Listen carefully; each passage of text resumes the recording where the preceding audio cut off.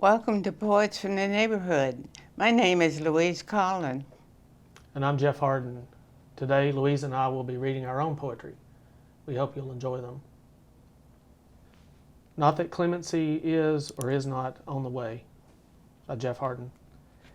Early morning, and at the horizon, light brims, then overspills to find this valley of cedar pantoums, repeating every few yards toward the barn, which rhymes itself in the pond. Both of them perfect mimes, keeping to themselves, at least for now, their dreams of hay and swallows and spiders' elaborate stratagems. Soon the robins and vireos, having shaken loose their names, will give the noise of themselves in streams and streams, which, please forgive me, I've always heard as hymns. You Are by Louise Colln. You are the warm fire after a walk in the rain. You are the walk in the rain, the cloud clambering over the hills, the water twining softly over rocks, the sunshine following.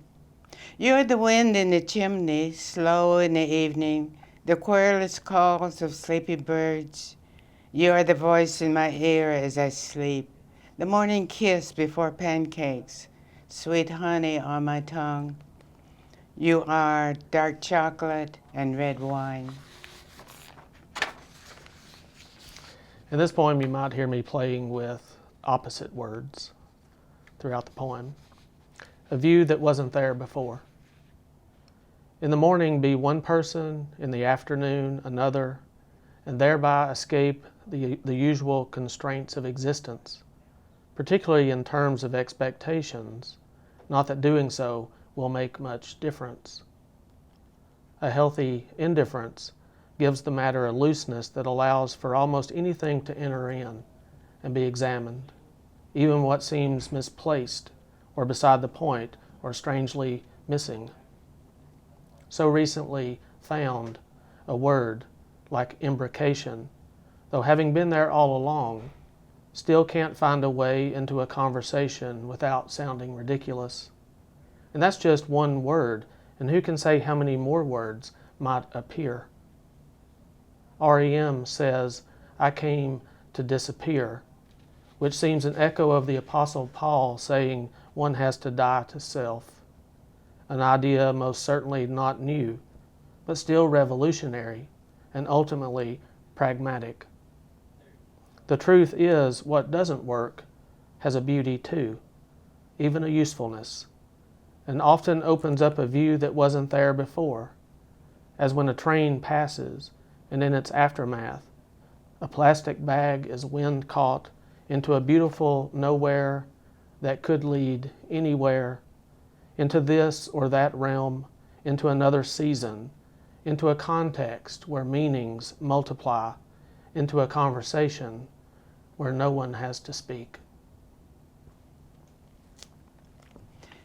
Time by Louise Colln. We will love the world together, and the world will love us back in time. Time tumbles about an immortal mind like an unrolling ball of yarn, picked up and rewound. Yesterday becomes today. Tomorrow rules the troubled night.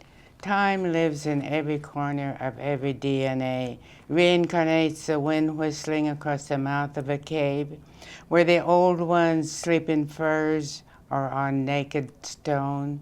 The congregated mobile tents of camel riders, reindeer herders, the cold camp space of Genghis Khan or Jesus, and around the lodges of lonely pioneers. Time locks us in, slams shut against the knocks of friends, or shoves us out to dance a reel with strangers. Time is filled with streaks of kindness. It promises, in time old wounds will heal. In time we'll study war no more. In time we'll sing with the nightingale. Ah no, it is the lark. No other kind of world. Those fog-stalled streets of old movies, that's the world I want. And the one, too, where the old raggedy couple who usually waves decides instead to step inside the cafe where I sit drinking coffee, having just imagined I'm an echo fading out across a field. And I find that I have money, enough to buy them lattes and muffins, and the wife tugs her scarf from habit, that slow, let me get settled in for the world is so immense, yet here we are together kind of tug, which happens all too often, but without a word or glance. And there we sit, surrounded by so many spoons and sugar packets, and smoke from the fires that burn the forest of the West will never reach us, nor the sounds of table lamps switched off by widows of this town, though it is true we have imagined them enough, that when we bow to sip from steaming cups, we add their lamps and sudden dark to who we are, since no other kind of world occurs to us, no other kind of self, but one who doesn't waste the crumbs that soften thumb and finger, one who tastes a second life, awake to prayers that course the crowded air. Promises by Louise Colln. If I can find my comfort place within your loving arms, I'll wrap me up and rest. We'll consider Granny's garden, how she hoed and racked the ground, planted straight by strings and stakes in rows from north to south, peas, cabbages, and cucumbers, potato eyes buried in the old of the moon, 4 corn kernels in each covered hill, and beside her country road, 2 rows of yellow daisies. Then we'll plant our soft-leaved milkweed criss-croved about our grotto, and watch each pinstripe caterpillar wrap its secret inner core, wait there in its cave of life, trembling, surprised, unfolding wings.